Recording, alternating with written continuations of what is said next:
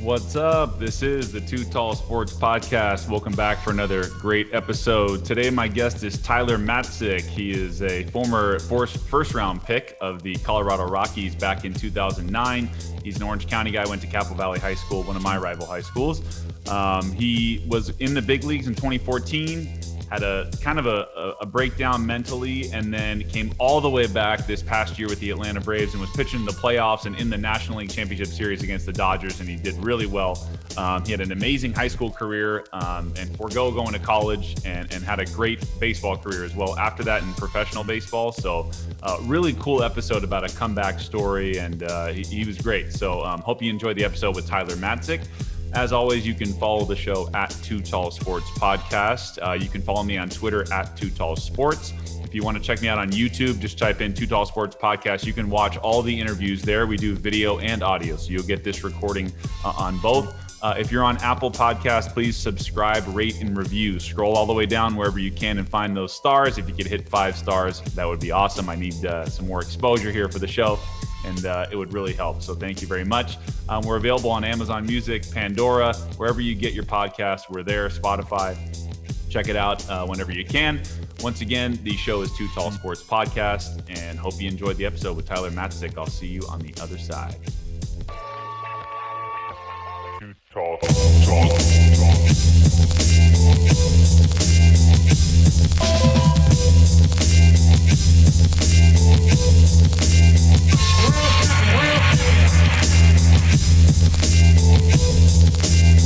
Going crazy.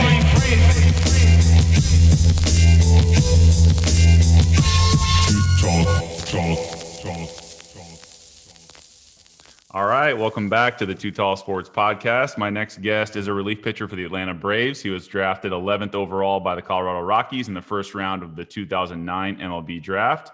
He went to Capital Valley High School right here in Orange County, a rival high school of mine as well. And he's got an amazing comeback story, and I'm excited to have him on. He's Tyler Matzek. What's going on, Tyler? How's it going? Thanks for having me on. Yeah, man. Glad to have you. And kind of crazy. We connected, and we're in the same area. So it's cool. Yeah, right down the street, actually. Exactly. So I know you had coming off an amazing year. I wanted to start off just with 2020 in general. What was it like, personally and professionally? I know it was big baseball-wise for you to come back and play with the Braves, and you guys almost got to the World Series. How would you summarize 2020? Yeah, it was a different year with the whole COVID protocols and all that stuff. I think it opened up opportunities for guys like me who were on the fringe at the beginning of spring training. And yeah, it opened up a couple extra roster spots, and I was able to squeak out a roster spot and make the most of it. And so I was given that opportunity, and I just tried to take advantage of it every single day.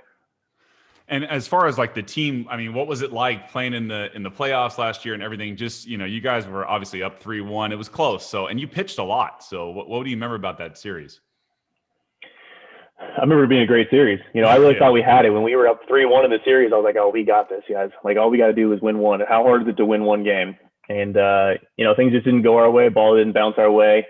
I think their team made some great plays, and that's the way baseball goes. Yeah. That's why that's why you play 7, and it's unfortunate that we weren't able to win it. But, I think that experience helps all of our young players for next year and going into the future, where when we get to that spot next year, we're not going to be, wide-eyed and surprised that we're here. We're going to be, ready to go, and we're going to come there with a mission, and we're going to win. Yeah, totally. No, that's a good mindset for sure. I wanted to start off kind of with your upbringing, as far as playing baseball and whatnot. Was it always your primary sport? Did you play other sports growing up before you committed to baseball? Yeah, I played soccer, played basketball. Wasn't very good at basketball. Didn't play football until I got to high school. My parents just wanted me to stay away from that. Didn't want me to get injured or anything. But once I got to high school, I played freshman football, and then I played my junior year of high school. Played varsity. But yeah, baseball was kind of the sport I always excelled at. But I did enjoy playing the other sports that I grew up playing. Right. No, I gotcha. I mean, obviously you became a great pitcher in high school, and as far as your high school career, when did you really start to feel like you were a guy that had a future in baseball during your high school career? Probably like my junior year. My sophomore year, I got sick. I just got really sick as a kid, and kind of was stuck in bed for like a month almost and just lost a ton of weight and wasn't really even able to play. When I came back and played, it was just, I was weak and, wasn't myself. So once I like got over that illness, I was able to really show my talents in junior year. And it kind of surprised people because they're like, where the heck is this kid? Well, I was just sick, for my sophomore year. And I think the big moment was when my junior year, Garrett Cole's senior year, he had a bunch of scouts come out and was watching him. And, preseason Southern California baseball, we were able to play them. All the scouts came out to see him. I happened to be pitching that day. And, I did really well. So I think it kind of just put me on the radar. And from that point on, scouts started showing up at the games, coming and watching me, watching my other teammates and stuff. And they started realizing like, oh, this is a pretty good team over here at Capo. And we had a couple guys get drafted and quite a few actually went to college after they're done with high school. Yeah, and I think Kyle Hendricks went there, right? The Cubs pitcher. He went to Capo. Yeah, he was on the roster. He was at Capo with me my junior year. It was about his senior year. Yeah, he was one year ahead of me. Okay, gotcha. Yeah, you guys were loaded. Capo's always got a good program, man. Coach Zamora, he figures it out, man. He always gets good talent. Yep, that's true, man. He's been there forever. Yeah, is he still? He's not still there, is he? He's still part of the program. He's not running it completely, but he's kind of stepped down into like a secondary position. I think he's just getting to that point where it's I don't know. He wants to still be. If it was his choice, he would still be running the whole thing. But I think that they just were ready to move on to another guy. So he's kind of been teaching the new head coach the ropes, and he's got the same feel and the same program kind of going that Bob Zamora had. Okay, gotcha. And as far as your senior year, you had a magical run. I mean, you end up being CIF Orange County Player of the Year. You guys won the CIF championship, and you had to beat some good teams to get there. I think Marina, and you had Edison the championship, Riverside Poly. I think I saw. I mean, what do you remember about the run to the CIF championship? And then I think you got to play at Angel Stadium for the title game. Yeah, no, I remember it. We just had a good team, man, all around. We really did, and I was able to go out there and do what I needed to do. I pitched the semifinal game against, I believe it was Riverside Poly, which had Mariznik on the team, and I think they had a couple other guys that were D1 commits, but Mariznik was probably the biggest name guy. And went out there, was able to do what I needed to. I think I gave up one run or no runs in that game, and our team was able to push I think one or two runs across the board. And we get to the championship game, and Kevin Chambers goes out there, and he pitched great 6 innings. With the innings limit, I think I had 2 innings left. So I pitched the 7th, knowing that if we go with the game's tied, we can go into the 8th. I can still pitch. Luckily, that didn't have to happen. And hit a walk-off, not a walk-off, but a go-ahead home run, and then came in and finished the bottom half of the inning. That's crazy. And just for reference, just because I looked it up, I want people to know how dominant you were. You went 13-1 with a .97 ERA. I mean, you hit .404 as a hitter too. Like, that's pretty crazy numbers, man. That's a great season for you. So, I mean, CIF Orange County Player of the Year, that's not easy to do. So that must have been cool for you. Yeah, thank you. Yeah, I mean, it was a long time ago, and I was just a kid playing game, having fun, honestly, at that time. Right. And then as far as the draft process, I mean, you end up going 11th overall. What do you remember about draft day and, the lead up? I mean, did you think possibly you could go top 5? Like, all the rumors out there, of course, but what was that draft day like? Yeah, I knew I was going to go in the first round. It was just a matter of, what teams were going to be scared, because I was asking for a decent amount of money. Sure. What teams are going to be scared about how much money I was asking for and all that stuff. So I fell a little bit in the draft from what I was expecting, but, I was happy that I was in the first round, and I mean, it was a dream come true. I was just being surrounded by friends and family that day, and it was just a great celebration of this is the start of your life and your career. Yeah, definitely. And I was going to ask, I think I saw you were you committed to Oregon if you weren't signing? Yeah, I was committed to go to Oregon. I was going to go up there and play with Coach Horton. He's kind of the reason why I got up there. Him and Andrew Checketts. Coach Checketts, where obviously he's now at Santa Barbara. Horton, obviously a legend at Fullerton, and that's how I really heard about him. And I saw that they were up there. They were starting a new program. I thought, hey, this would be a great place to go to school and start a new program, and then start establishing a winning program early. And I committed there, and things went the other way where I went to pro ball, but I think I would have loved my time up there. Oh yeah, definitely. You got a lot of Nike stuff too. Absolutely. I mean, the University of Nike, right? Oh yeah, exactly. No, you definitely made the right choice money wise. It's hard to turn that down once you get it. So, Yeah, exactly. but I was going to ask you, like, you didn't sign right away. So most first rounders, they wait till kind of August or end of the year. So was it weird for you to get drafted and then not play until the next season?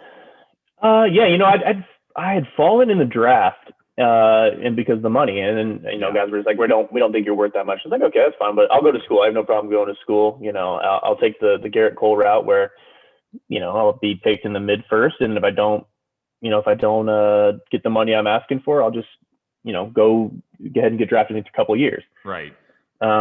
So I was already moved in up at Oregon when they actually, I put my first number out. They said, all right, here's our number. It was very low. I want to say it was well below slot even.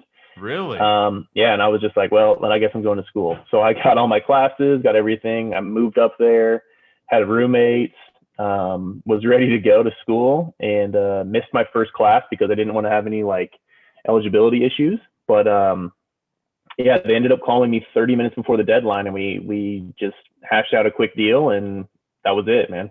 That's crazy. Drafted me and didn't. Yeah, they drafted me. Had one phone call, after drafting me, and then didn't call me until 30 minutes before the deadline. Damn. Well, your agent must have worked some magic there. Hopefully. Yeah, that's awesome. Though. Yeah, it was a weird process, honestly, because it was like, if you didn't want me, then why did you draft me, kind of thing. Exactly. Like, that's all right, whatever. So, and for a first round pick, what do you expect out of high school? You're going to have to pay for them to not go to college.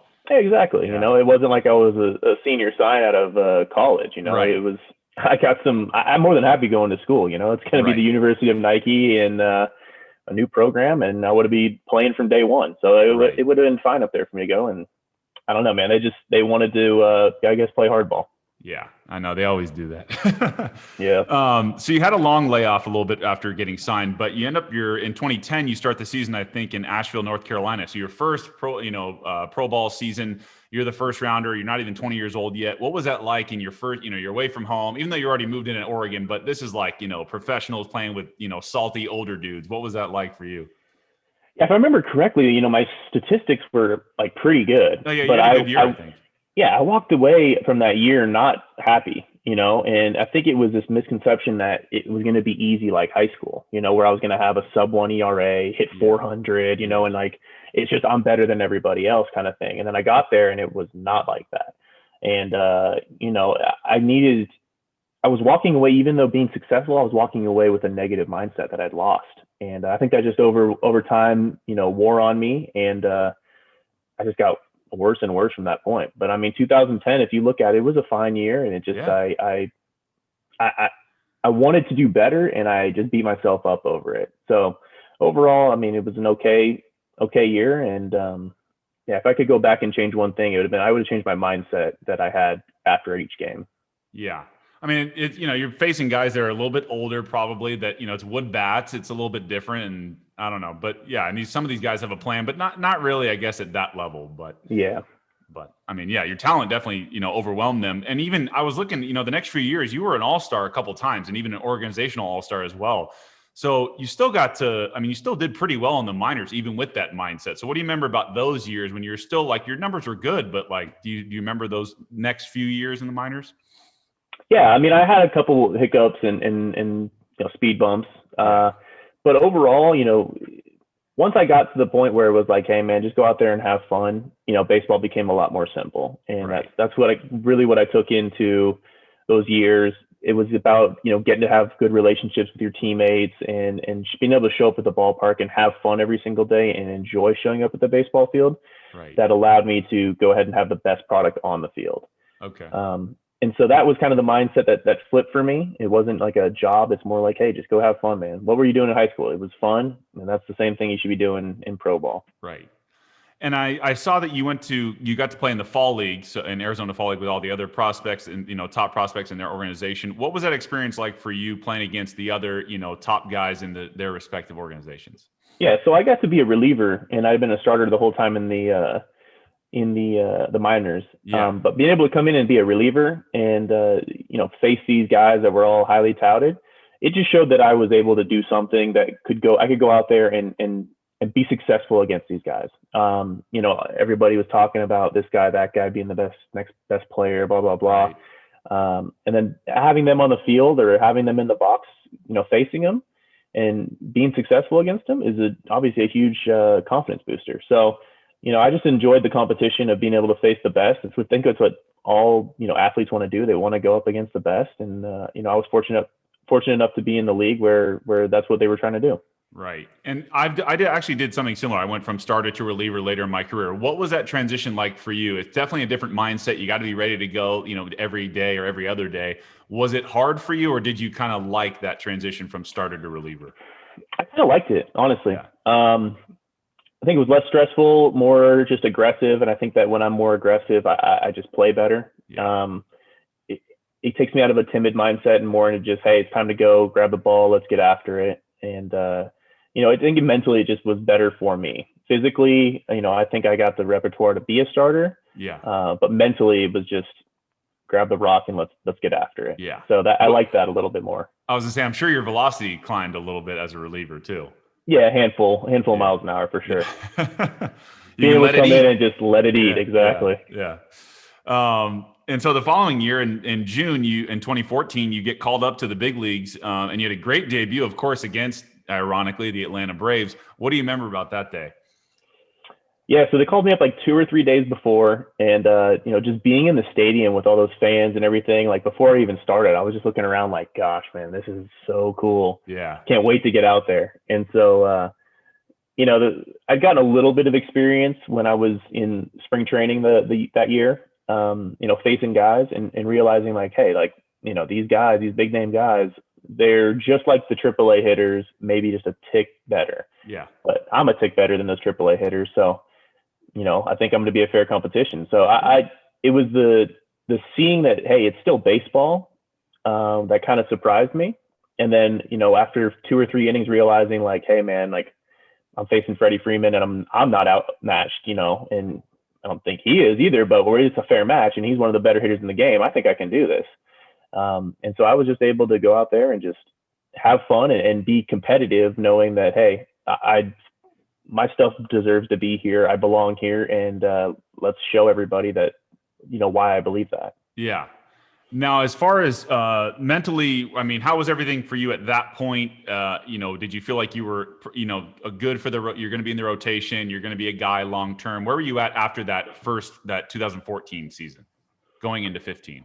Yeah, I think I put too much pressure on myself, to be honest. I had a very good 2014, and 2015 I was looking to obviously make a jump, but I think I was trying to make too big of a jump. I was trying to become, hey, it's time to be the ace. It's time to have a sub-2 ERA. It's time to put 200 innings on the stat sheet. And it's, I think I got myself into a bad mental position where I was trying to force all of these things I couldn't control, instead of just going out there and knowing, hey man, throw one pitch at a time and everything else will take care of itself. If you're going out there competitive and aggressive, everything else will take care of itself. But yeah, when I got in that bad mindset, things just went bad. And it eventually, all that stress and anxiety that I put myself under eventually just led to the yips.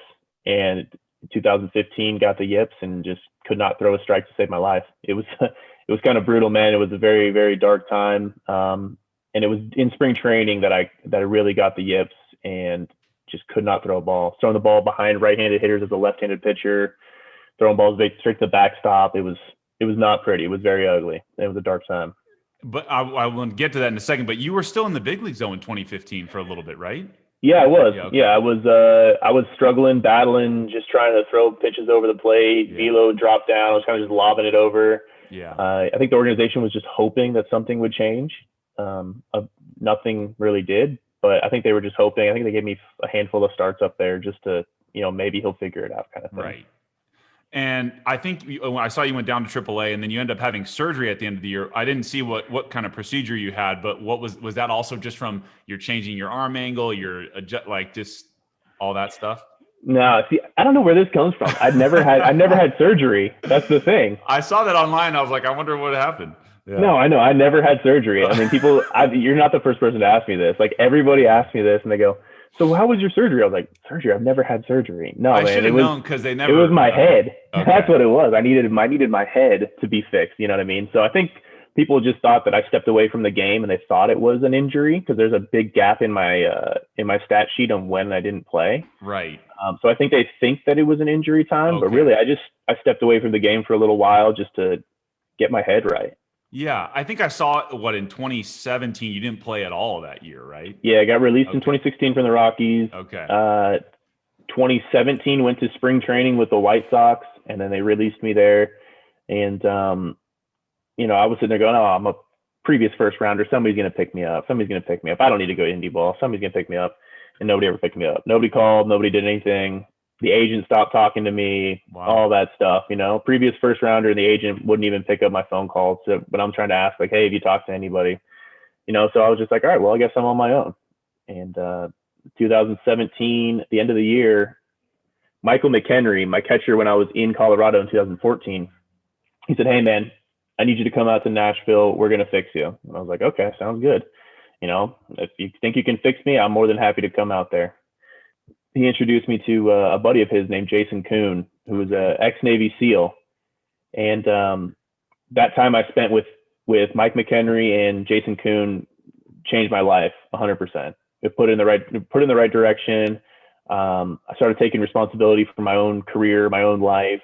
And, I started saying, this happened, too bad. What are you going to do about it, kind of thing, and, good. This is an opportunity for me to get better somehow. Whatever this negative situation is, I'm not playing baseball. Good. I'm going to get better at something. What am I learning from this situation?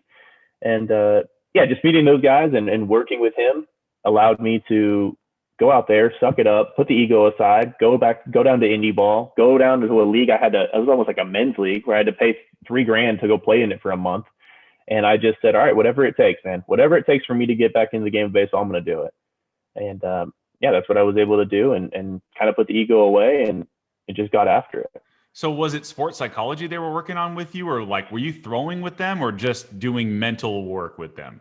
So I was throwing with Mike McHenry. He was he knew my mechanics because I'd worked with him so much, in 2013 and 14. Okay. And then Jason Kuhn was just mental. He was all mental. He was a previous college pitcher, a D1 college pitcher who got the yips his senior year and couldn't play baseball. And everyone came and told him, "Hey, you're mentally weak, blah, blah, blah." And he went, "You know what? What's the most mentally tough thing on this planet? Navy SEAL. All right, sounds good. I'm going to go prove all these people that my yips has nothing to do with mental weakness." So he passed Bud the first time, went on to have a very successful SEAL career, and then just got into sports psychology after learning what he learned going through, being a Navy SEAL. And honestly, man, it has a lot to do with off-field stuff and a lot of life and just how you carry yourself and how you interact with people around you. And right. People don't think that affects your on-field play, but it affects it a lot more than you think. Yeah, definitely. No, I think that's awesome. And I became a big fan of the mental side of the game as well. I actually had a hip surgery and it was hard for me to I couldn't trust it that much. And it's amazing. You feel like a robot and you feel like like you're locked up. So I know the feeling. Yep. And as far as, you going to independent ball, that's a big, a lot of guys are anti-independent ball. No one ever thinks they're going to go play until they go play. So what was it like for you to go down and you play for the Texas Air Hogs? What was that like mentally for you? Or were you just like, you know what, like you were saying, whatever it takes, I don't care where I'm pitching. I still love the game. I want to get back in. Yeah. So in 2018, I went to spring training with the Mariners because I knew the farm director over there. And after the spring training, he said, "Hey, we don't have a spot for you. I know you just need to keep playing baseball. You can stay here and play on these backfields with all these young players that you're way better than, but you just, you're going to need to prove that you can play baseball." He said, "But I think that you personally need to go play on a team in a season, go play indie ball." So I actually ended up taking my release. I actually asked for it. And I was like, "You know what? I think you're right. I'm going to go away from this job security. I'm going to go away from being in pro ball. I'm going to go to indie ball." I kind of made the choice that I think that is the right thing to do. I honestly put an ad out on Facebook is how I got in contact with this team. I said, "Hey, this is Tyler Matzek. Here's my resume. I'm looking to play indie ball." Had 3 or 4 teams call. Billy Martin Jr., the son of, ex-Yankees manager Billy Yeah. Martin. He called me and said, "Hey, man, I'd love to have you here." And I said, "All right, here's the only thing that I want. I want to be guaranteed that I'm going to play the entire season. You will not release me after 1, 2, 3 weeks, whatever. I got the yips. There's going to be rough times. There's going to be very good times. Just hang with me for one season." And he said, "You have my word. But in order to do that, we're going to pay you the minimum." I said, "I don't care. Pay me whatever you want, as little, as much. I don't care. That's not why I'm playing the game. I'm playing the game to play and to prove that I'm not mentally weak."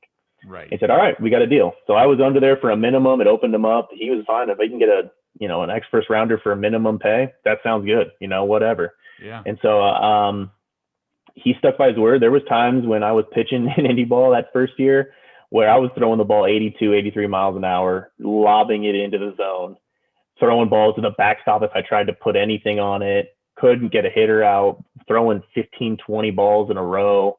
Ugly baseball. And, he stuck by his word, and he did not release me. And, I don't think I would be here today if it wasn't for him sticking by his word and just watching me and helping me get through the process of just going out and playing and doing what I need to do to get the demons out of my head. Wow. And obviously, I mean, it worked. Damn, you definitely were able to get all that out. And I guess I think I saw somewhere you said that the pitching coach there helped you make one mechanical change and that opened everything up. I don't know if that was the first time you were there or the second time. That was the second time. Okay. So yeah, the first pitching coach was great too, man. His name's Larry Harding, and he was an awesome human being, and I love the man. He's just a great person. And he helped me a lot. Again, I progressed a little bit throughout the year, but I was in a real dark spot, but he helped me definitely get closer out of the hole. Came back my second year, and Kevin Joseph was our pitching coach / translator because we had the Chinese national team with our team. Oh, wow. But yeah, well, we can get into that, but we'll stay here for a second. So Kevin Joseph he went and looked at some film, and he said, "Hey, I think that you look best when you get your arm a little bit shorter. Your arm action a little bit shorter. You kind of get it closer to your ear. Have you ever thought about trying that?" And I said, "Kevin, I'll try whatever, dude. I don't care. If it works, it works." I tried it. I swear to you, within 5 pitches, I was dotting fastballs at 90 plus in a bullpen. Unbelievable. And it was the best I had thrown in 3, 4, 5 years, whatever it was, 3 years probably. And I was just like, "Kevin, I think you're onto something, dude." And he's like, "Well, no, I think you're onto it. I just told you, hey, I looked at some old film and it kind of looked better when you were doing this." And I was like, "Okay, man." And from that point on, they moved me to bullpen because I told them, "Hey guys, I think I have a better chance of, getting picked up out of the bullpen." They said, "All right, well then you're gonna have to be the closer." And I said, "Okay, that's fine. I'll handle that." Yeah. And the velo just slowly went from 90, 91, 92, all the way up where I was hitting 6, 7, 8, 9, and kind of staying up there, and no yips, feeling great, letting the ball eat, and feeling very, very good in stressful situations. And, I think it was the mind had gotten fixed in that first year, and then the physical adjustment happened in that second year, and it all came together beautifully in that second year. And then the Braves, I was fortunate enough to have the Braves come out to one of the games, and they picked me up. That's pretty awesome, man. Since you brought it up, I didn't know about the Chinese national team, so go ahead and tell us about that. Yeah, so the Chinese national team. So the Olympics are happening, or they were supposed to be happening here in China in the next few years, and they wanted to have baseball be there, and they wanted to have a decent team, so they wanted to compete. And so they said, "How are they going to compete? Well, let's go have Americans teach our Chinese players how to play baseball." And so they're like, "Well, they can't go into affiliated ball, so they go into the independent." So the Chinese national team ended up reaching an agreement with the Texas Air Hogs to, field a team, I think it was 75% of the team with Chinese national players. And when we did that, these guys had very little English. I think maybe 3 of them spoke any English. 1 of them spoke actual fluent English. And Kevin Joseph was our translator the first year, and then he was our translator / pitching coach the second year. Okay. Well, yeah, man, we had a locker room that was designed for, 25 guys, and we had maybe 45 guys in there. Wow. We were doubling up with lockers. Oh, no. No air conditioning in Texas. And our locker room was painted black for some reason. It was miserable. It was 120 inside that thing. It was just brutal. But man, those experiences, just being with those guys and just they're showing up. They're in another country and they're just showing up happy, loving life, and just happy to play baseball. And being around that energy really helped me to go like, man, get back to basics, man. Baseball is supposed to be fun. Just go have fun out there. These guys are doing it, and they're doing it in another country, and they're doing it, eating food they don't want to eat, and all that stuff, and they're away from their families, and they're just having fun. So just go have fun with it. And yeah, man, it was a great experience, honestly. Yeah, I'm sure it was. Yeah, that's awesome. I know. So you said the Braves picked you up. I remember that. So, and then I think they sent you to Double-A, right? Mississippi first. Okay. Yeah, they sent me to Double-A, and I had I spent 3 or 4 days there. Had one appearance, and yeah, I was fortunate they moved me up to Triple-A right after that. So did you know then? That's what I wanted to ask you. Were you like? Did you know you were back then, like mentally and physically? Were you back to yourself then? I knew I was back in indie ball when I was closing in those games. I was just like, I was telling Billy Martin, I said, hey, you need to get some scouts out here because this is the best I've ever felt. And I think that, obviously this is a huge thing for your program, your independent ball team to, as a kind of a selling point. Hey, we got this guy back into the big leagues or whatever. I was like, I think I have a shot to get back. Like I'm pitching now than I was better than I was pitching in 2014. Wow. So, and he's like, all right. So he started calling the Yankees, started calling the Braves, he started calling all these teams and all the contacts he had. And yeah, that was how I was able to get out of there. But I knew that I was back that second year of indie ball. Like I could really start feeling like, wow, this is how I'm supposed to be throwing. Okay, gotcha. And you finished the year in AAA. Was it Gwinnett with them the rest of that season? Okay. Yeah. I had an okay year. Wasn't my best. It was just okay. Yeah. I was struggling to get used to those baseballs. Honestly, they're way different. And I know it's a small finicky thing, and it was just okay with them. And then coming from indie ball though, those baseballs are way different. Yeah. But, the seams are a little less now in pro ball or in big leagues. Yeah. Yeah. The AAA baseballs, they're now the pro ball, the major league balls, and they're way different than the independent balls. The independent ball is more like a high school baseball. Right. So it's just my stuff wasn't moving. It wasn't doing the stuff I was expecting it to do. Fastball was still there. The velo was still there. It was just I didn't have any off-speed pitches because they weren't moving the way I was expecting them to because they were just a different baseball. Right. And then to start 2020, you're in big league camp with the Braves, and you end up making the team. What was that like for you to come all the way back 6 years later? Now you're there, and you made another big league roster. Yeah, so I wasn't even invited to big league camp, the first spring training, before the COVID really hit. So I was in a minor league spring training. They brought me in just to back up some games. And again, like from doing the mindsets that, Jason Kuhn had helped me. He was just saying, like, if I'm going to fail, I'm going to fail aggressively. So my mindset the whole time going out there was just be as aggressive as you possibly can. Look to strike out guys in 3 pitches or less and just pound the strike zone and be so aggressive that it surprises everybody. And so any opportunity I had to pitch, I went out there and that's what I did, man. I just wanted to strike out every single guy and be so aggressive that it would show somebody or shock somebody into being like, wow, this guy actually means business. And so, then COVID hits and, I go from being a minor league spring training player where I was just backing up a few games to then not playing. So I found a way to stay in shape. From my Rocky days, I was fortunate enough to know Nolan Arenado. And so I was able to face him on some fields and it's great experience to be able to face one of the best hitters in baseball so that, when you get back into playing baseball, with other guys, it's not that it's easier, but when you're facing a top guy like that, it becomes a lot easier. Right. Another Orange County guy. Yeah. Another El Toro Orange County guy. Yeah. But yeah, man, it just eventually the season got started back up. Spring training number 2 came around. I was invited to that. I was actually invited to the alternate site. It wasn't even the real big league field site. Oh, like the summer camp? Yeah. Yeah, the AAA summer camp, alternate site, whatever you want to call it. I was invited there, and I was still throwing well. So like, all right, well, we're going to send you to go back up and pitch in some of the scrimmage games with the big league team. So I go over there. I'm in the away locker room and pitching well. Next thing I know, they move my locker over into the home locker room, and I'm like, okay, things are going well.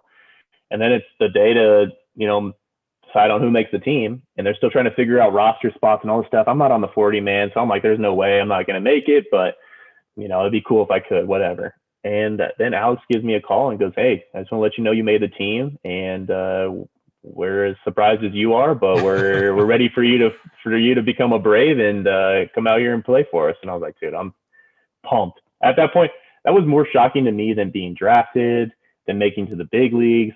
All that stuff is to make it back onto that opening day roster, because I was out of baseball 2.5 years before that, 3 years before that, and I just thought there was no shot that it would come back that fast where I'd be back in the big leagues.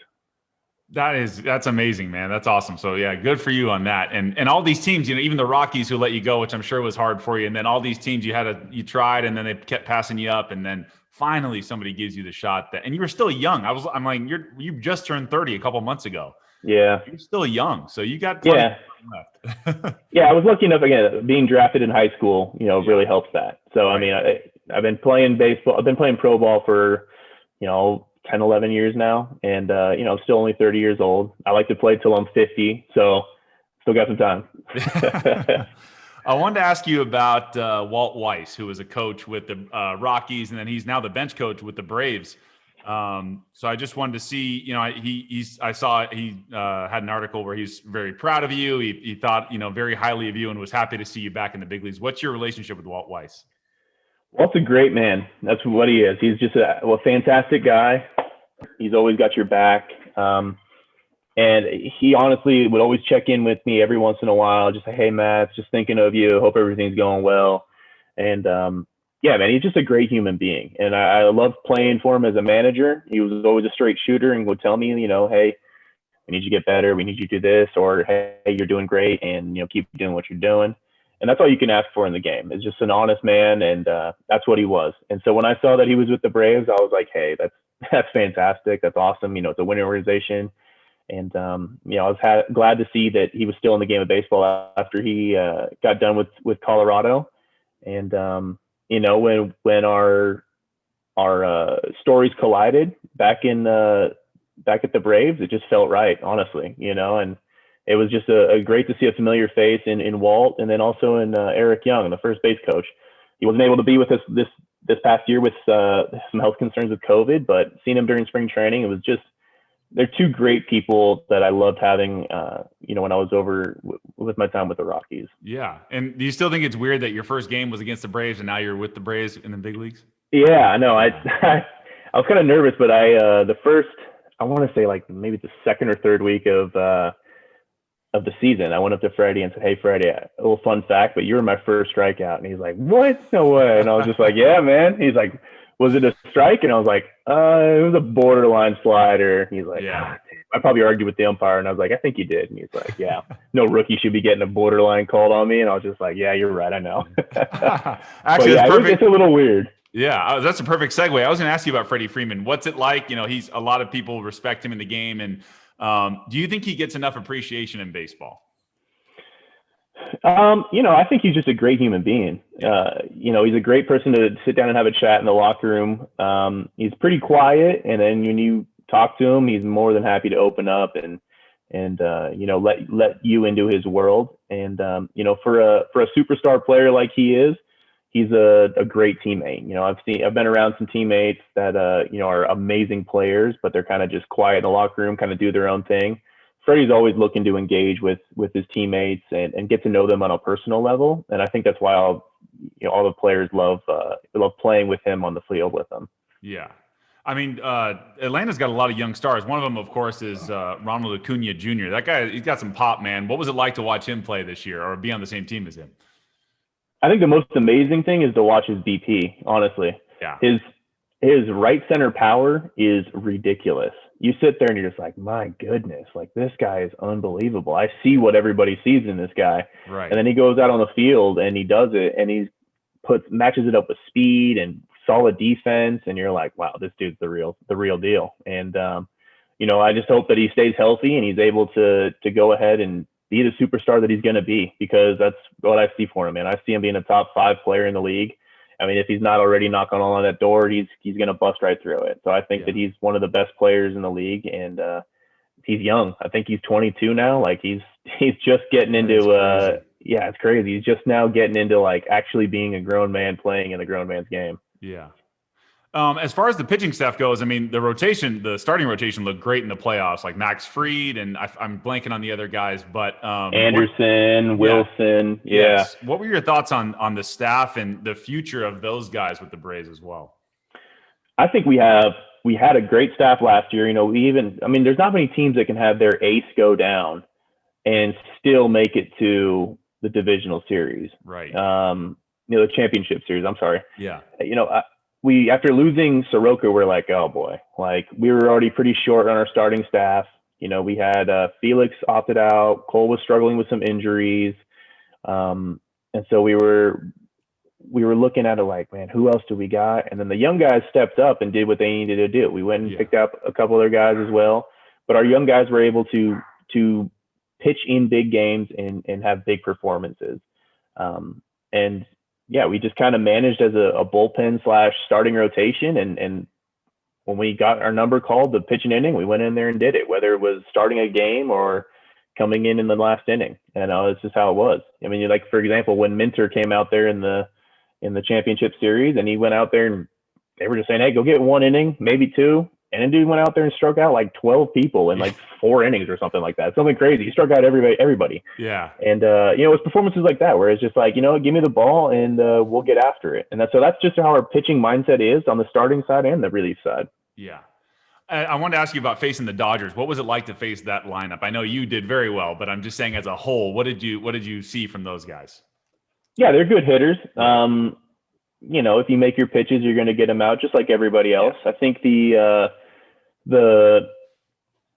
shock value of like, ooh, this is, Mookie Betts or Corey Seager or all these guys. I mean, they all are stud players, but when you go and you're facing a guy like Arenado every single weekend for 2 months or whatever it was, you kind of start to realize like, oh, I got stuff that I can get a superstar top 5 player out. All right. And I just got to do it, with fans and on a field and with players behind me, but I can do this. You know what I mean? So, you gotta have that mindset of like, you can't be timid with those guys. You just got to be aggressive and get after it and treat them like any other guy that's in the league. Right. Good pitching always beats good hitting, as they say. Exactly. Last couple, I just want to ask, as far as, I don't know, favorite big league moment that you have either in 2014 or this past year. I know last year was weird, but do you have any moments that stick out in your career in the big leagues? Yeah, the first game I pitched this last year. I think, this year, not the very first one. I mean, that was good, but it was always felt like it was, it was almost a matter of time when I was going to get called up my first time. But I think going from not playing in 2017 to playing in a big league stadium, albeit without fans or a real atmosphere, but still being able to play on that level, that was the most rewarding thing. Because I'd been through the trenches, I'd been in the dumps, I wasn't even close to big league baseball. Right. And to turn it around and to get back to there, it was the moment that I had been looking at in my darkest times, when I was waking up at 4 a.m. to go to the gym, when I was throwing bullpens for, hours on hours, trying to figure out how to get the yips out of me or whatever it was. That was the moment that was motivating me to do all that. Yeah. No, for sure. That's a great comeback story. So I'm glad you did it. And last thing, as far as the 2021 season goes, what's your outlook? Is there anything you're working on or for the team or anything? What are your thoughts on this coming season? Well, for the team, I think we're going to be great. Honestly, I think we've solidified our starting rotation to being some studs. We got a bunch of dudes that are right behind it that can start, and I think our bullpen is going to be what it was last year. I think it's going to be a very solid unit.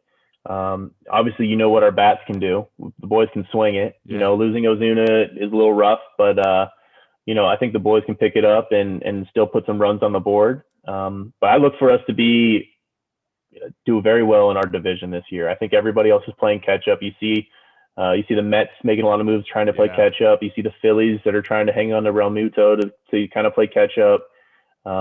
I think that we're out in front, and it's everybody. It's our division to lose, and I don't I don't see us doing that. I see us going out there and doing what we need to do and taking care of business. Yeah, definitely. You guys are going to be tough this year. So I wish you the best of luck. Thank you again for being on the show, man. It was great and awesome to hear your story. So thanks again. Yeah, thank you very much for having me on. Yeah, definitely. My thanks to Tyler Matzek. What a great episode. If you guys can't get some inspiration out of that, man, I don't know what you can do. But that was awesome. So really cool to hear his comeback story, and he made it all the way back to the big leagues, got his stuff back, and he's dominant, man. So really happy to have him on, and he's a local guy from where I grew up. So cool to see a guy succeed from this area as well. So congrats to Tyler Matzek, and thanks again for having him on the show. As always, you can follow me at Too Tall Sports Podcast. That's on Instagram. On Twitter, it's at Too Tall Sports. You can email the show at tootallsportspodcast@gmail.com.